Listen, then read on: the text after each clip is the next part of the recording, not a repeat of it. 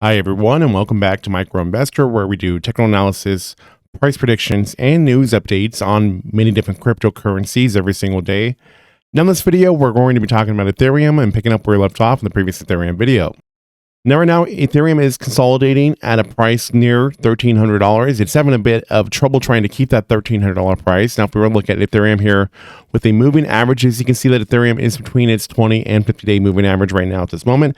It needs to go to a price that is just a little bit above $1,300 to actually succeed at getting over that 50-day moving average. So that's what's currently keeping us down right now at this moment.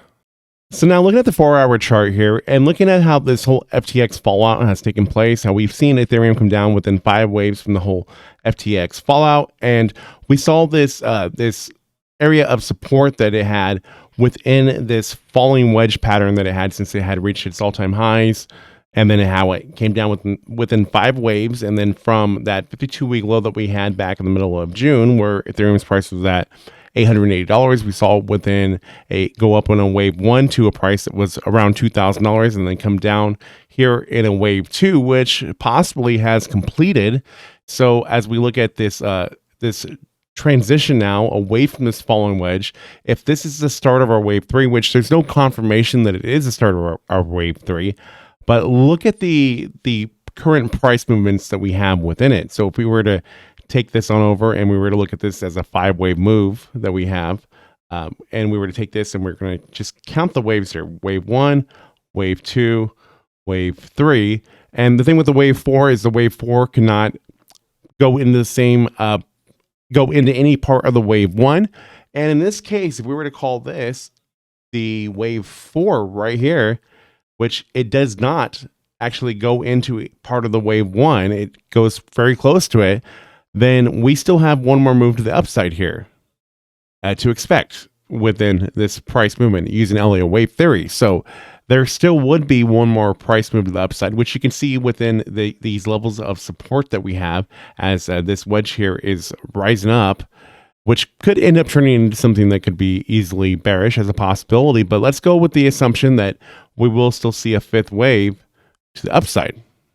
Let's assume that the next wave that we get will take the price of Ethereum closer to the price range of $1,400. Now let's look at our moving averages again, and let's go back to the daily chart and look at where that price could be lining us up within the moving averages. That would put us right to our 100-day moving average, which is one that we saw a lot of larger price movements as we had managed to actually surpass that. So in this case, if we have one more move to the upside, then we could be possibly seeing the price of Ethereum going right to that 100-day moving average or right above the 100-day moving average within this next price movement, assuming that we're going to see this work in 5 waves. Of course, we're using the 4-hour chart with that, so anything could really be possible, but that's the possible scenario that we have here.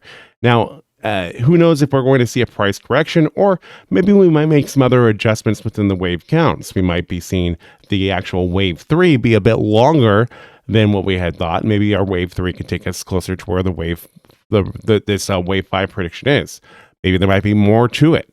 But I still think that there's that possibility that we could be seeing Ethereum reaching this price range somewhere between the price of, say, $1,500 to possibly $1,700 sometime this month, leading into next month.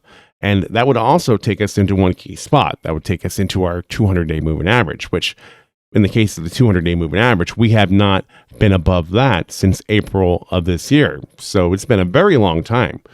And if we're able to actually start to work our way above that, then we might be seeing some much larger price movements with Ethereum. So things to look forward to. We're going to have to see how things play out here, but this is where I'm currently at with it. I think that we are moving in this direction, and I think that Ethereum is going to be seeing the next moves to that 100-day moving average as we continue to consolidate within this current wedge pattern. I think that this is something that could be the possibility. So anyways, I'll leave it right there. I'd like to hear your guys' thoughts and opinions about this. Do you guys think that we're going to be seeing Ethereum go to that 100-day moving average here within, say, a couple weeks? I'd like to know. Or within a week, I should say. I'd like to know. So that being said, please like, share, comment, subscribe. New content coming out all the time. Thank you all for watching and listening. I'll see you in the next one.